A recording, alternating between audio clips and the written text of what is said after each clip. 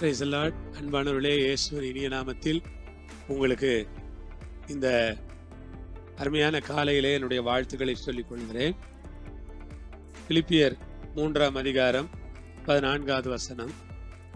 கிறிஸ்து இயேசுவுக்குள் தேவன் அழைத்த பரம அழைப்பின் பந்தய பொருளுக்காக இலக்கை நோக்கி தொடருகிறேன்.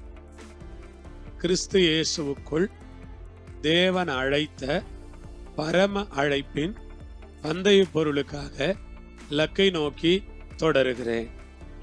அவளுடைய வார்த்தைகள் அருமையான வார்த்தைகள். கிறிஸ்து இயேசுவுக்குள், கிறிஸ்து இயேசுவுக்குள். ஆம் அன்பான விசுவாசிகளே, கிறிஸ்து இயேசுவுக்குள் இருக்கிற நாம் பாக்கியவான்கள். அன்பான சகோதர சகோதரிகளே, நீங்கள் கிறிஸ்து இயேசுவுக்குள் இருங்கள்.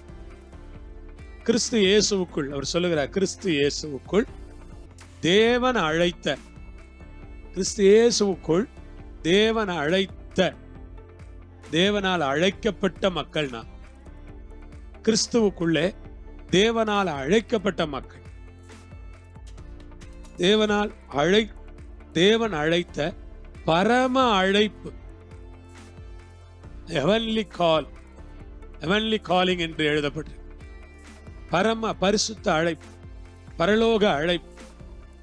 இந்த அழைப்பு மனுஷன் இடத்துல இருந்து வரல. இந்த அழைப்பு பெரிய ஒரு ஞானியின் இடத்துல இருந்து வரல. இந்த அழைப்பு ஒரு அறிவாளி கொடுத்தது அல்ல. இந்த அழைப்பு நம்முடைய முதலாளி கொடுத்தது அல்ல. இந்த அழைப்பு பரலோகத்திலிருந்து நமக்கு கிடைச்ச அழைப்பு. விசுவாசிகளாக இருக்கிற இந்த அழைப்பு பரலோகத்திலிருந்து கிடைச்ச ஒரு அழைப்பு.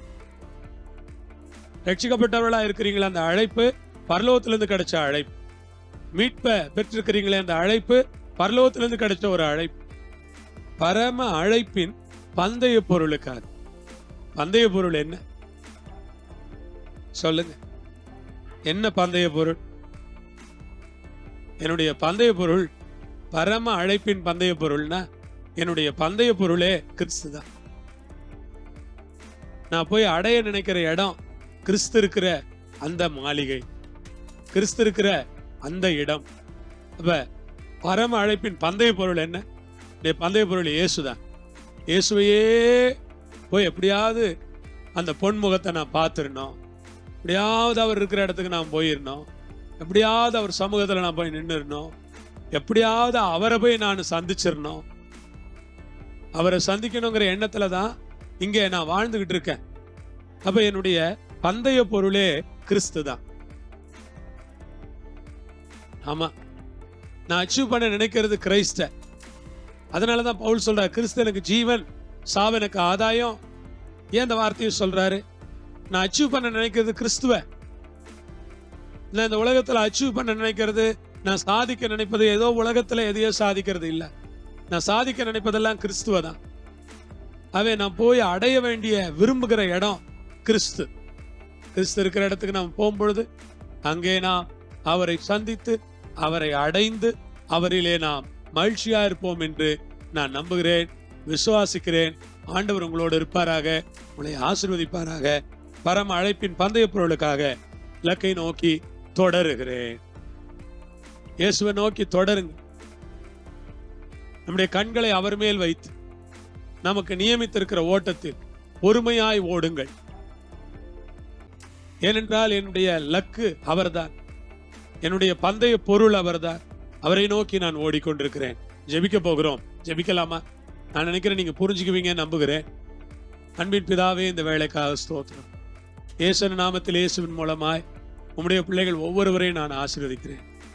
உம்முடைய வல்லமையான மகிமையான பரிசுத்தமான கரங்களில் கொடுக்கிறேன். பிதாவே, நீர் கூட இருந்து பிள்ளை ஆசீர்வதித்து பலப்படுத்தி காத்துக்கொள்ளும் ஐயா. கிறிஸ்து இயேசுவுக்குள் தேவன் அழைத்த அழைப்பின் பந்தய பொருளுக்காக இலக்கை நோக்கி தொடருகிறேன் என்கிற எண்ணத்தோடு ஒருவரும் வாழ்வார்களாக. கிறிஸ்துவையே பந்தய பொருளாய் வைத்து நான் எப்படியாவது போய் கிறிஸ்துவை பெற்றுவிட வேண்டும். அங்கே அதுதான் என்னுடைய லட்சியமா இருக்க வேண்டும். ஆசீர்வதியும், பெரிய காரியம் செய்யும். இயேசுவின் மூலம் கேட்கிறோம் பிதாவே, ஆமேன். Praise the Lord. கர்த்தர் உங்களோடு இருப்பார், உங்களை ஆசீர்வதித்து நடத்துவார். ஆமென்.